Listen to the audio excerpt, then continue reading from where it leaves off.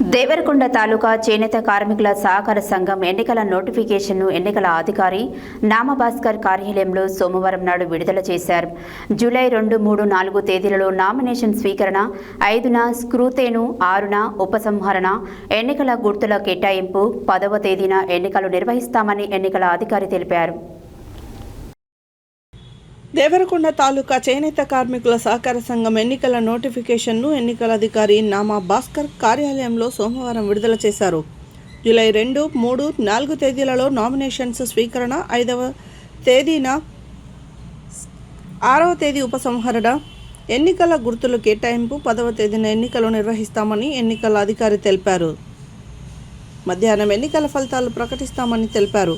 9 మంది కమిటీ ఎన్నికకు 431 సభ్యులు ఓటు హక్కును వినియోగించుకోవాలని అధికారులు కోరారు.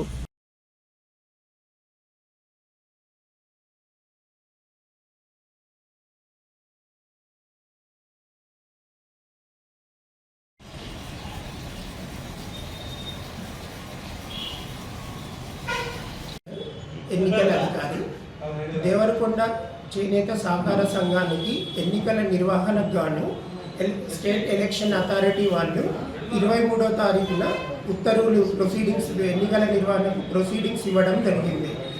ఈ ప్రొసీడింగ్స్ ప్రకారం 29వ తారీఖున ఎన్నికల నోటిఫికేషన్ ఇవ్వడం జరుగుతున్నది. ఈ నోటిఫికేషన్ ప్రకారం 2, 3, 4 తారీఖులలో నామినేషన్స్ సభ్యుల నుండి స్వీకరించడం జరుగుతుంది. ఆ తర్వాత 5వ తారీఖున స్క్రూటినీ చేయడం జరుగుద్ది. ఆ తర్వాత నామినేషన్స్ ఉపసంహరణ 6వ తారీఖున జరుగుతాయి. 6వ తారీఖు సాయంత్రం నామినేషన్స్ వేసిన ఫైనల్ అభ్యర్థుల లిస్ట్ ప్రకటించడం జరుగుతుంది. ఆ తరువాత ఎన్నికలు 10వ తారీఖు ఉదయం 7 నుంచి 1 వరకు నిర్వహించడం జరుగుతుంది. ఎన్నికల అనంతరం కౌంటింగ్ కూడా మేము నిర్వహించి ఫైనల్ లిస్ట్ ప్రకటించడం జరుగుతుంది. ఈ సభ్యులు ఈ నామినేషన్ వేసే అభ్యర్థులు షెడ్యూల్ కులాల అభ్యర్థులకు 500 రూపాయలు నామినేషన్ ఫీ, అదేవిధంగా బీసీ కులాల అభ్యర్థులకు 750 రూపాయలు, అదేవిధంగా ఓసీ క్యాస్ట్ అభ్యర్థులకు 1000 రూపాయలు నామినేషన్ ఫీజుగా స్వీకరించడం జరుగుతుంది.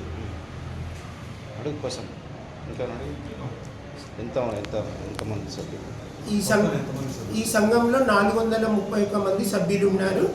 331 మంది పురుషులు కాగా 100 మంది సభ్యులు స్త్రీలు ఉన్నారు. ఈ జనరల్ కేటగిరీలో 7 మెంబర్స్ నామినేషన్స్ తీసుకోవడం జరుగుతుంది. 7 సీట్లకు గాను మహిళలకు 2 సీట్లకు నామినేషన్స్ తీసుకోవడం జరుగుతుంది. ఈ 9 మంది సభ్యులు కలిసి చైర్మన్ ఎన్నుకోవడం జరుగుతుంది. ఈ సంఘ పరిధిలో 64 గ్రామ పంచాయతీలు ఉన్నాయి. ఈ 64 గ్రామ పంచాయతీలకు సంబంధించిన అభ్యర్థులు ఈ ఎన్నికలలో పాల్గొనడం జరుగుతుంది. ఓటింగ్లో పాల్గొనడం జరుగుతుంది.